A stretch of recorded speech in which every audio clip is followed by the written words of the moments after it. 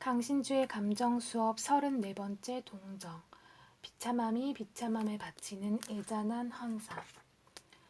모든 꿈이 같은 것은 아니다. 꿈에는 두 종류가 있으니까. 하나는 현실을 극복의 대상으로 만드는 건강한 꿈이다. 베토벤의 피아노 소나타를 가장 강력하게 연주했던 러시아 피아니스트 에밀 길레스처럼 탁월한 피아니스트가 되려는 꿈을 가진다면 누구든지 피아노와 처절하게 직면하면서 연습에 몰두하게 될 것이다. 그러니 첫 번째 종류의 꿈은 현실 직면의 꿈이라고도 할 수 있다. 아주 소수의 비범한 사람들만 이런 꿈을 꾸고 마침내 자신에게 주어진 현실을 바꾸는 데 성공할 것이다. 반면 다른 하나는 비참한 현실을 은폐하는 몽상과도 같은 병든 꿈이다. 공부가 안 되면 대학에 가서 미팅하고 클럽에 다닐 몽상으로 소중한 시간을 허비하고 있는 어느 수험생의 꿈, 혹은 멋진 남자를 만나 근사한 사랑을 꿈꾸지만 자신도 품위 있는 사람이 되려는 노력은 전혀 하지 않는 여자 등등. 대부분의 평범한 사람들이 빠져들고 나는 현실 도피의 꿈을 예로 들자면 무궁무진하여 일일이 열거할 수 없을 정도다. 삶이 너무나 궁핍하고 남루하면 우리는 그 현실을 도피하기 위해 근사한 꿈을 꾼다. 니체의 말대로 너무나 인간적인 우리의 자화상이다. 누군가가 꾸고 있는 현실 도피의 꿈을 응시해보면 역설적으로 그가 도피하려고 하는 현실이 구체적으로 어떤 모습인지 직감할 수 있다. 지금 우리는 자본주의가 지배하는 현실 속에 살고 있다. 누구나 알다시피 자본주의는 돈이 있는 만큼 자유를 구가하고 안전을 보장받도록 강제하는 체제이다. 그러니 자본주의 사회에서 대부분의 사람들은 유사한 꿈을 꾼다. 그것은 바로 부유해지는 것이다. 돈 많은 사람은 어디서든 질 좋은 서비스를 제공받고 안전을 보장받을 수 있으니까. 풍요롭고 안전한 삶, 그건 돈이 그만큼 많아야 실현될 수 있다. 불행히도 누구나 부유해질 수 있는 것은 아니다. 200만 원이 간신히 넘는 월급을 받는 아가씨를 예를 들어보자.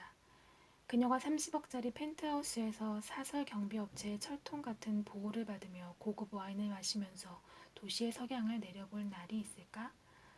언감생심이지만 그렇다고 30억짜리 펜트하우스에 사는 꿈을 포기할 수도 없다. 꿈을 포기하는 순간 반복되는 야근과 박봉, 그리고 쪽방과 같은 원룸에 내던져진 자신의 현실만 발견하게 될 테니 말이다. 스스로 불가능하다고 생각한다면 로또를 사든지 아니면 그 정도 재력을 가진 남자를 만나는 꿈을 꿀 수밖에. 여기 19살 어린 나이에 고급 게이샤로 살아가는 고양이와 같은 아가씨가 있다. 홀리 골라이틀리다. 홀리는 부유한 남자를 만나서 언젠가 여왕처럼 살려는 꿈을 가진 너무나 애처로운 아가씨였다. 트루먼 커포티의 소설 티파니에서 아침을 은 고양이처럼 애처로운 아가씨 홀리와 그녀와 엮이게 된 나 사이에 펼쳐지는 사건들을 생동감 있게 펼쳐 보이고 있다. 이야기를 풀어가는 화자 나는 우연히도 홀리와 같은 공동주택에 살게 된다. 그렇지만 여러모로 홀리와 나는 유사한 데가 있다. 홀리가 항상 신분상승을 꿈꾸고 있던 것처럼 나도 지금은 무명이지만 언젠간 유명한 베스트셀러 작가가 되는 꿈을 포기하지 않고 있는 사람이니까. 자기 방에 끌어들였던 남자가 폭력적으로 변하자 홀리는 화재 비상구를 타고 나의 방으로 피신하게 된다.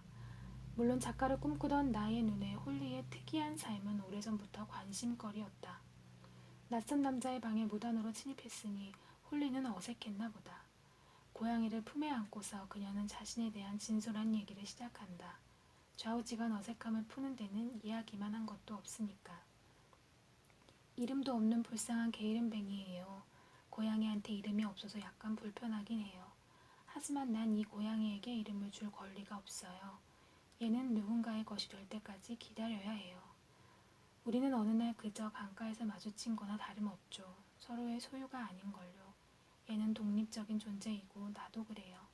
난 나와 이런저런 것들이 함께 있을 수 있는 자리를 찾았다는 생각이 들 때까지는 아무것도 갖고 싶지 않아요. 그런 곳이 어디 있을지는 아직 확실히 모르겠어요. 하지만 그런 곳은 어떨지는 알아요. 거긴 아마 티파니 같을 거예요. 두렵고 돼지처럼 땀이 나는데 뭐가 두려운지도 몰라요. 다만 나쁜 일이 생긴다는 것 말고는. 그런데도 뭔지 모르는 거예요. 내가 찾아낸 방법 중에 가장 효과적인 건 그저 택시를 잡아 타고 티파니에 가는 거예요. 그러면 즉시 마음이 가라앉죠. 그 고요하고 당당한 모습을 보면요. 거기선 끔찍한 일은 벌어질 것 같지 않아요. 그렇게 멋진 양복을 입은 친절한 남자들이 있고 은과 악어 가죽 지갑 냄새가 사랑스러운 곳에서는 아니겠죠. 티파니와 같은 기분이 드는 현실의 장소를 찾는다면 가구도 사고 고양이에게 이름도 붙여줄 거예요. 떠돌이 고양이처럼 홀리는 안전하게 있을 수 있는 곳을 찾고 있다. 안전한 곳을 찾으려는 열망이 너무 강했던 것일까? 그녀는 아무것도 사려고 하지도 않는다. 어차피 안전한 곳, 그러니까 행복하게 뿌리를 내릴 수 있는 곳을 찾을 때에만 무언가를 소유한다는 것이 의미가 있는 법이다. 안전하지 않은 곳에 가구를 사들이는 것이 무슨 의미가 있나? 언제 그곳을 떠나야 할지도 모를 일이고, 그러면 가구들은 모두 버려야 할 테니까. 그녀는 한 번도 안전한 곳에서 살아보지 못했다. 그러니 안전한 곳을 꿈꾸는 것이다. 물론 그녀의 머릿속에서 안전한 곳은 티파니와 같은 곳이다. 뉴욕 중심부 5번가의 궁궐처럼 버티고 서 있는 세계 최고의 보석 가게 티파니만큼 안전한 곳이 어디 있겠는가. 술에 취한 거친 남자들도 없고 상처 입은 개처럼 무섭게 쌍욕을 하는 사람들도 없다. 티파니는 멋진 양복을 입은 친절한 남자들이 있고 은과 악어 가죽 지갑 냄새가 사랑스러운 곳이니까. 그런데 돈이 없는 홀리에게 티파니와 같은 곳은 범접하기 불가능한 꿈의 궁전에 지나지 않는다. 그러니 홀리가 꿈꾸는 티파니처럼 안전하고 사랑스러운 곳은 부유함이 넘쳐나는 곳을 의미한다. 결국 어떤 식으로든지 돈을 모아야만 안전하게 보호되고 사랑받을 수 있는 법이다.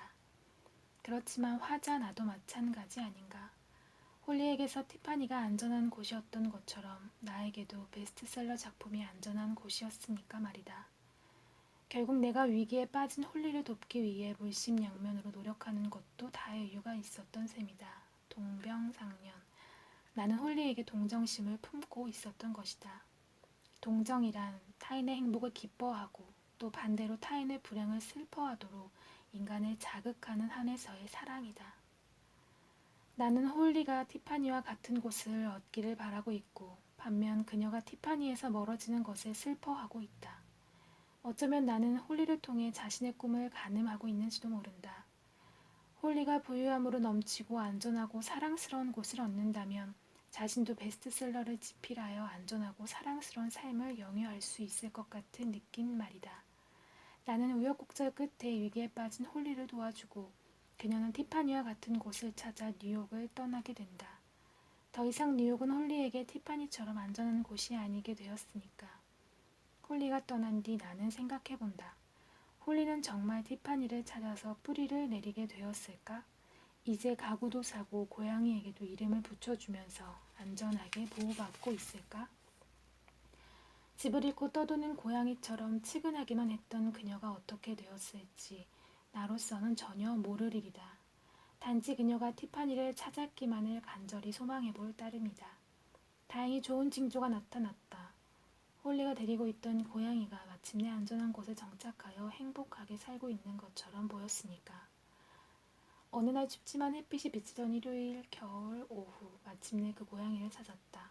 화분 옆에 나란히 액자 같은 깨끗한 레이스 커튼 속에 고양이는 따뜻해 보이는 방 안 창문에 앉아 있었다. 나는 고양이의 이름이 뭐였까 궁금했다. 이제는 분명히 이름도 생겼을 것이다. 분명 어딘가 자기가 속할 수 있는 자리에 다다랐을 테니까.